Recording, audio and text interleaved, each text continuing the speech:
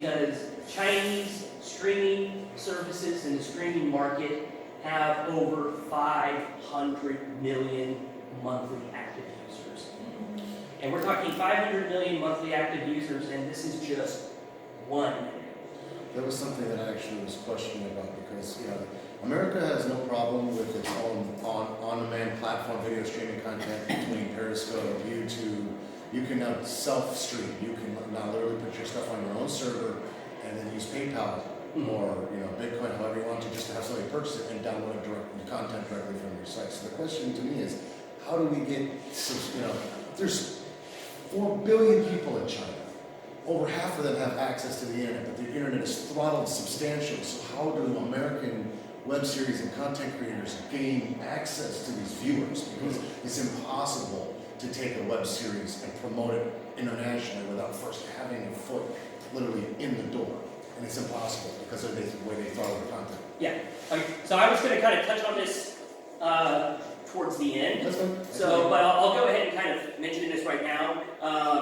So we are dealing with the Great Firewall, and you're also dealing with, it's technically illegal for foreigners to publish anything online in China. So you would actually have to have an official distributor, or you would have to have an actual partner publish it in China for you.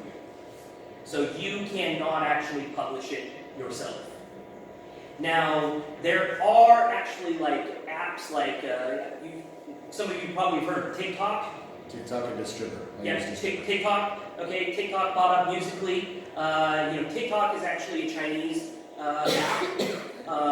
It's owned by ByteDance, which ByteDance actually has created its own streaming platform, which I did not cover on this because I was kind of afraid I'm going to go over time, which I'm pretty sure I am. But the thing is that there are a lot more streaming platforms out there than what I'm going to cover. I'm going to cover basically the big four. So we can kind of talk about it a little bit more. I actually placed my business cards with silk celluloid outside on the table, so you guys can pick those up and email me. But I am just going to run through the 4 major streaming platforms here, so that you guys can have an idea of who they are and really what they're focusing on right now. So we have iQiyi. iQiyi listed on the NASDAQ a little over a year ago. When they did that, they started referring to it as the Netflix of China. Really, it's not the Netflix of China. That's not really the best name. Technically, there was another streaming platform called LiQi or LETV, and they were calling that the Netflix of China for several years. And technically, LETV was actually doing streaming video for several years before Netflix even was doing streaming video. Back when Netflix was still mailing DVDs to your home, which I actually think they still actually mail DVDs to your home. Do they really? I believe so. I think they just do video games. I think it's like they copy GameFly now. It's just like video games. Because those are the hardest to go with. Sure, okay. So this is a little bit of a nomenclature. But basically, when people say the Netflix of China, they're typically referring to iQiyi. iQiyi has over 500 million monthly active users. They now have 100 million subscribers. So there's 100 million people actually subscribing to their streaming platform. And basically, that's to get away from their ads. But primarily, they are an ad-based streaming service. They started out being the king of Korean dramas. A few years back, I remember when I came back from China and I came home and I walked into my parents' house and they were just sitting there glued to the TV, watching Netflix, watching Korean dramas, and I was like, what is going on? What happened? And about that time, iQiyi was the same thing. But over the last couple of years, the Chinese central government really has been pushing not just the major streaming platforms, but they've been pushing all of these entertainment content creators to be basically focusing on creating Chinese content. So you do not see as much Korean dramas, Korean content. And now iQiyi is known for their Chinese dramas, such as the story of Yanqi Palace, which was a huge drama that came out this last year. They're also quite famous for the Rap of China, which is kind of like American Idol. And they're kind of dabbling into interactive videos, kind of choose your own adventure, like Black Mirror's Bandersnatch. So. The next one is Youku. Youku's the OG of streaming platforms. They're referred to as the YouTube of China, which they're kind of getting away from that. So they've been around since 2006, which was the year that I entered China. So at that time, basically, it was basically just a copy of YouTube. So people would create their own video content, upload it, and at that time, basically, you could get on Youku and you could watch Big Bang Theory, you could watch whatever TV show you were looking for, but it was all pirated. In the last several years, they've gotten away from that. You do not find pirated content on Youku. There still are people basically uploading videos, but they're really not necessarily the YouTube of China. They've gotten much more into content creation. They merged with a company called Tudou, and so you will also hear them referred to as Youku Tudou. They have somewhere between 500 to 500 million monthly active users. It's kind of hard to judge because they've just been around so long. So they do not report how many paid subscribers, but it's reported that they're up 40% year on year from 2018 to 2019.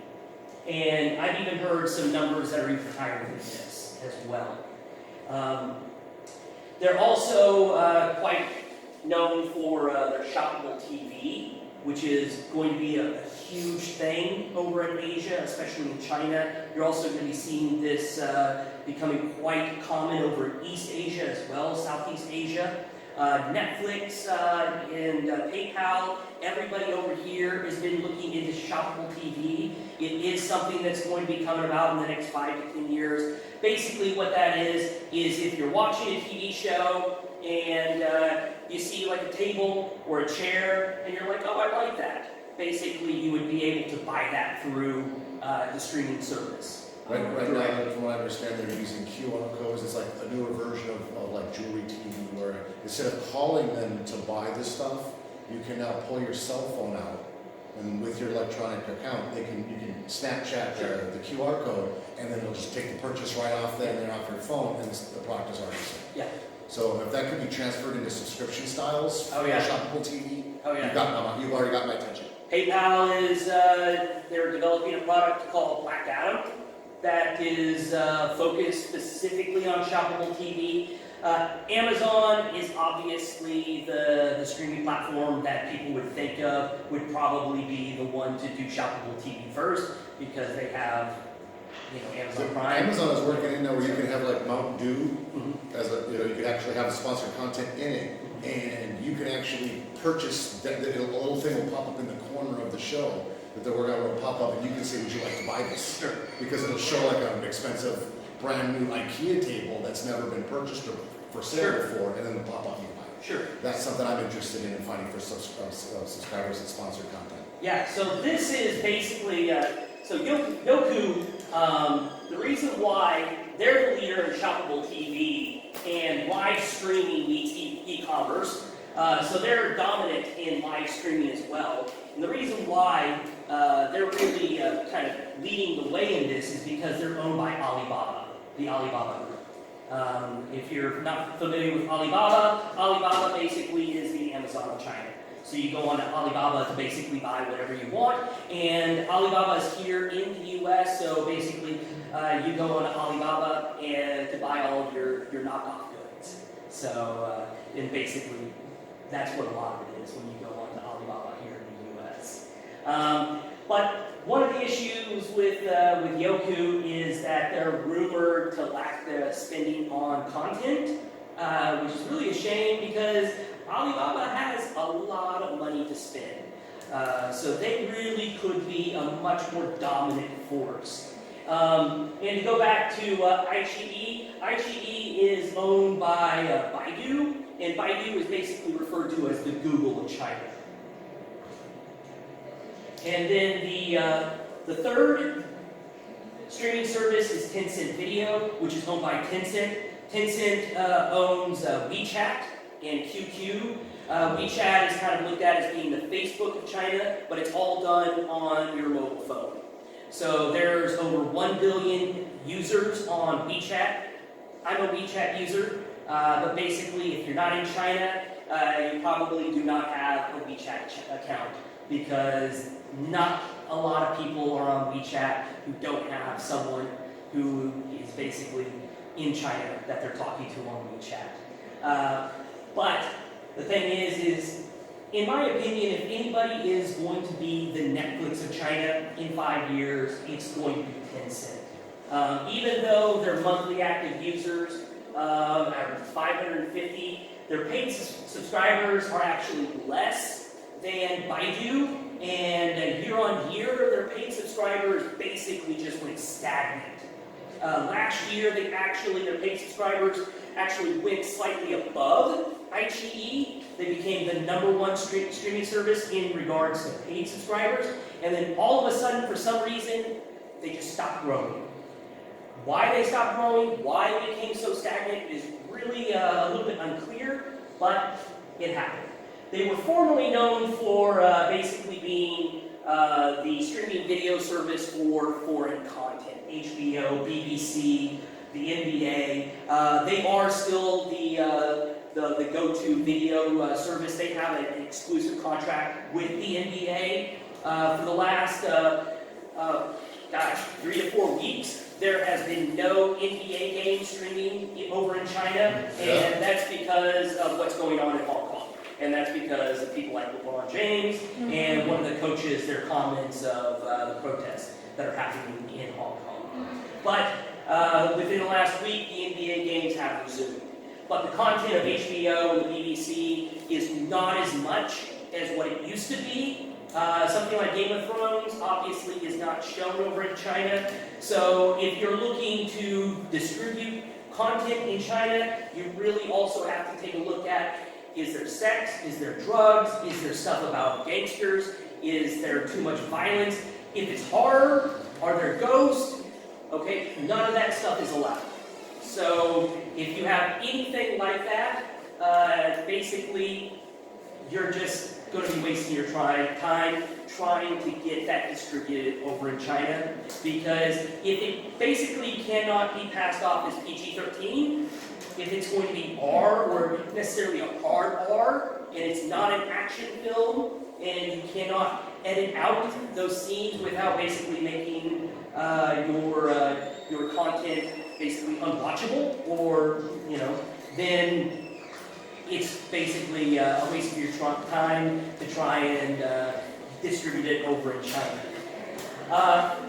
Basically, Tencent is a giant conglomerate. So Tencent is basically referred to as the Disney of China. So they own a large amount of intellectual property, or IP. They're developing a lot of brands, just like Disney brands. They have a long-term strategy. Now, whether they're going to be successful at this or not is a little unclear, but I would put a bet that they are at a position to be more successful than any other player in the entertainment space in China. They're also the largest owner, and they are the largest producer of ACG, or ACGN content. That is anime, comics, and games. And these are games specifically that are related to anime and comic content. And this is Chinese anime. And the comic content is not manga content, it's manhwa. So it's Chinese-produced comic content. And this is a huge growing industry.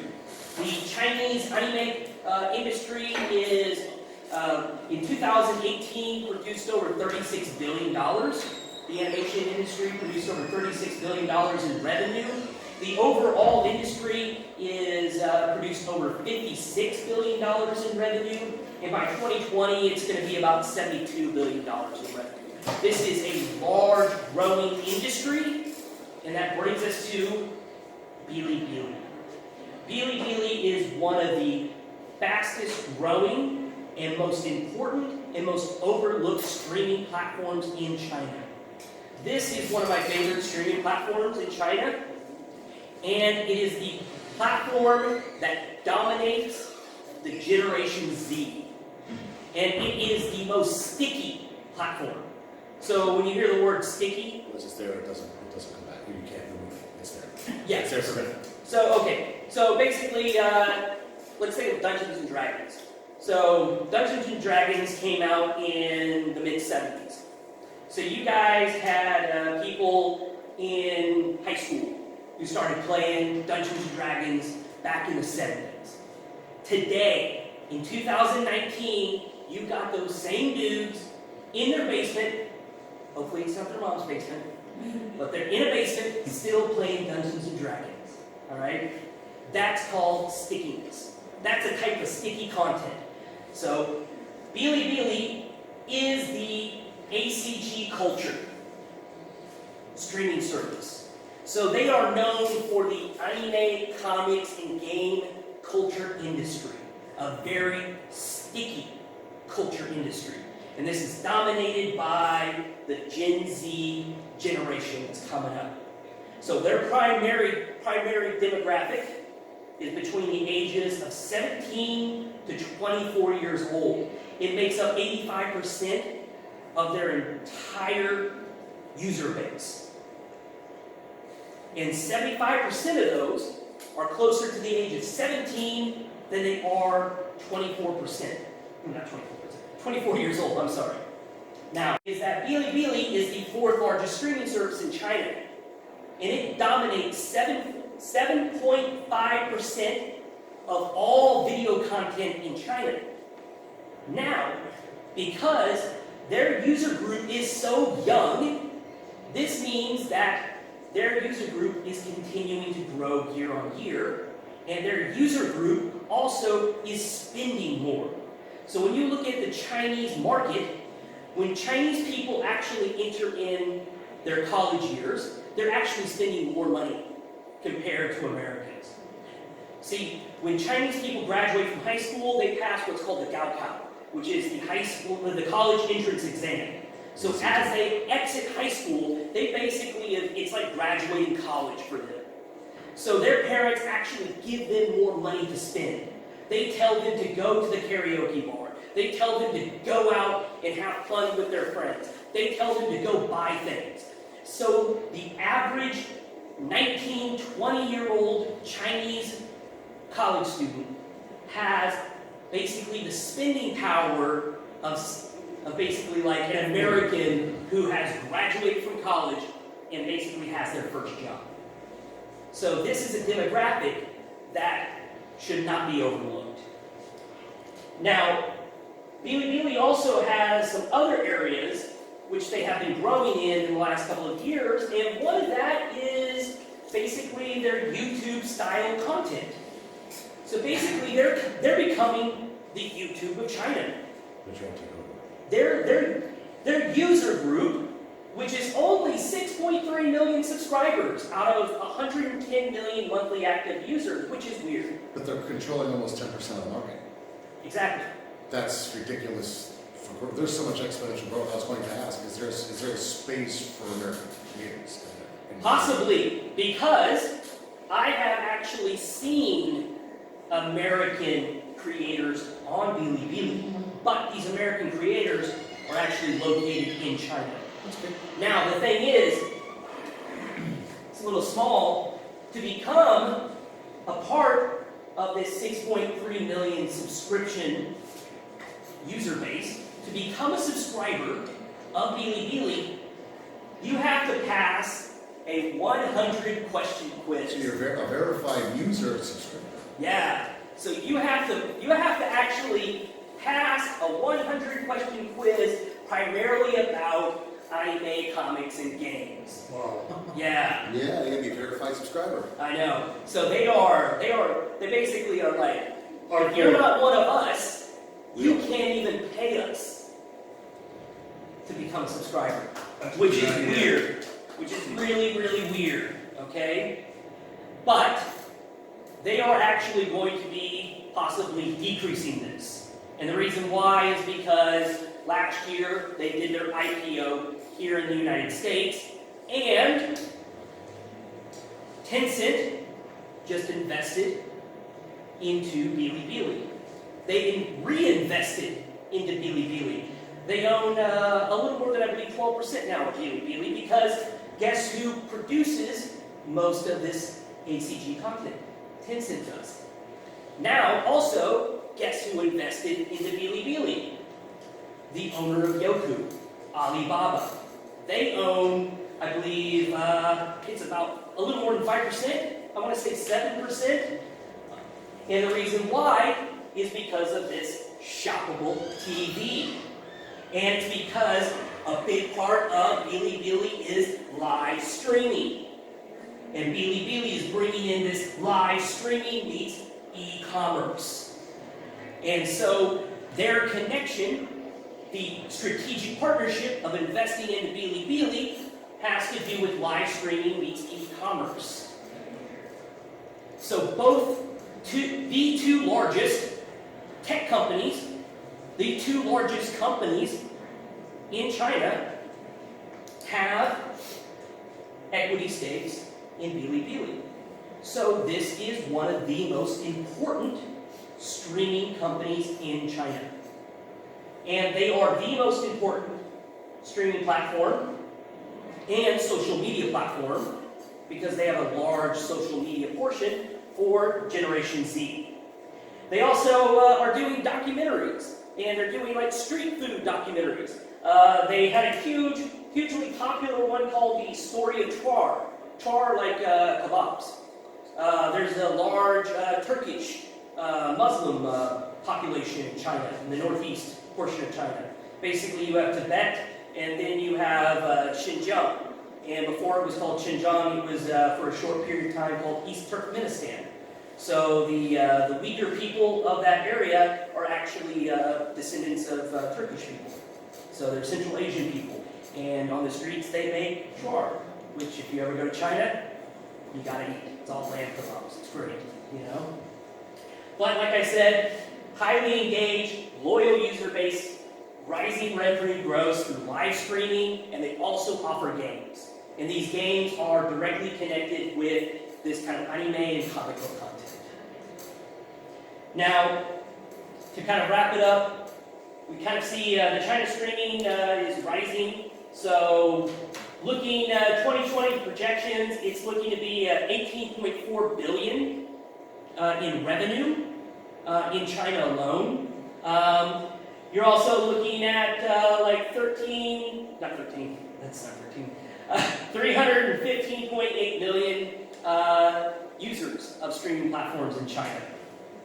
And on our website, silkcelluloid.com, we also kind of looked into something that happened just last month. They're called VPN Pilot Zones, and nobody really knows what these are. When this got announced, an article got written saying, like, American streaming content can be released in China. And then the China law blog, some attorneys over in China said, no, that's incorrect. You cannot just release content over in China. You still have to have that basically licensed over in China. But what this potentially is going to allow is companies like Disney Plus or Comcast to basically invest into these streaming giants, you know, like Tencent Video, Youku, or iQiyi. iQiyi used to actually have a licensing agreement with Netflix, and then they found out that they could not get most of Netflix content, most of their popular content, past the censors. Orange is the New Black. Too many naked girls, you know. Basically, the only things that could get past is like Stranger Things. Even though it's funny because Ruby Rose is in that. Yeah, well, Ruby Rose is in that. Yeah, there we go, Ruby Rose. So Ruby Rose. So you're saying like they're using virtual private networks essentially to bypass China's firewall to at least let people see pilots on American television through China? I do not know why they're calling these VPN Pilot Zones. Because that's like a private network. Yeah, so I don't know why they're calling it VPN, because the thing is that this is going to be like over a 3-year period, and most likely what they're going to be doing is they're going to be slowly rolling this out. So they may allow somebody like Comcast to invest into iQiyi, or and they might kind of let them kind of do this pilot zone in like Beijing and in Shanghai. So it's more like video privacy. Like they're creating a walled garden for people to see certain content, and if you get enough views, make enough money, they might consider adding it to their Chinese rules and regulations. So basically, kind of what we're arguing here is back in February, Marvel Entertainment and NetEase extended their agreement with these Chinese superheroes content, which was for digital comics. They created 2 original Chinese superheroes, which in June, they launched those comics here in the United States, so they're officially a part of the Marvel Universe here in the US. Now, a part of this agreement was for TV content, but there was only about 3 different trades that even actually reported on on this extended agreement, and all 3 of these trades were in the gaming industry, because NetEase is the 2nd largest gaming company in China. So basically, they were just reporting that they're extending their agreement to create more games. But a part of the agreement actually said about television, and nobody was looking at this. And I thought this was incredible news. This is huge news. This means that they could be creating Marvel television content in China by Chinese for the Chinese market, and nobody is even paying attention to this. Now, with these VPN pilot zones, this actually could be a part of it. This could actually allow them to be creating this and allow Disney Plus to be actually reinvesting into NetEase, reinvesting into one of the other services like Tencent, and it could be allowing them to actually invest into an original Marvel television series with one of these Chinese superheroes to be aired in China, and then they could actually distribute it internationally through Disney Plus. But this is all just speculation. Shang-Chi. That would explain Shang-Chi's comment. Okay, so Shang-Chi, or Shang-Chi, if we're American, Shang-Chi for it, to say it properly in Chinese. Shang-Chi, I've written 2 articles on him on the site, silksiteboy.com. One of them was talking about the potential of Shang-Chi at the box office. Like, how much money? So Marvel, the MCU has made $2.3 billion in China. So the MCU alone in China has made over $2 billion. Okay, that's just at the China box office. Now, Shang-Chi is actually going to be released like February 12th of 2020. That is during the Chinese New Year. It's the very first day of the Chinese New Year. Now, it's a celebration. For a Hollywood movie to be able to get a release during the Chinese New Year is unbelievable. Yeah. Never happens. That's usually the blackout week. That's the blackout period that I mentioned earlier. That is the blackout period. Okay? Because February, for about the last 4 years, February, in China, the month of February, the Chinese box office has made more money than it has in North America. And everybody's been making a big deal about it. But I have written for the last 3 years that no one needs to make a big deal about this. This has no reflection on the growth of the Chinese box office. This has no reflection on the decline of the Chinese box, or the decline of the North American box office, because I will tell you there is no decline of the North American box office. The North American box office basically has been stagnant and stayed the same for basically the last 10 years, and we have basically ups and downs, which you can actually, see. It kind of depends on which year. Like this year, there's been an increase because of the Avengers films, and because of Frozen 2, and the Star Wars, the end of the Star Wars trilogy, and then next year, you're probably going to see a decline, But with Shang-Chi coming out in February of 2020, or 2021, 2020. It's going to be phenomenal. I have no idea how much money that movie's going to make. Actually, it's 2021. It's 2021? Yeah, because Black Widow will be the first of the new. Ah, yeah, that's right. We're in 2019. Yeah. So, so Celluloid.com is the online trade journal that I'm the editor-at-large. We do have a podcast that was put on hiatus for the summer because I was taking a startup through an accelerator down in Arkansas. I'm located down in Fayetteville. I'm actually doing, I was doing the accelerator because I have a startup that is actually going to bring ACG content here to North America. So, I'm Ryan Carroll. I have business cards. I put them out on the table. If you guys have questions, you can actually ask me afterwards. I ran over. My bad. So, yeah. So.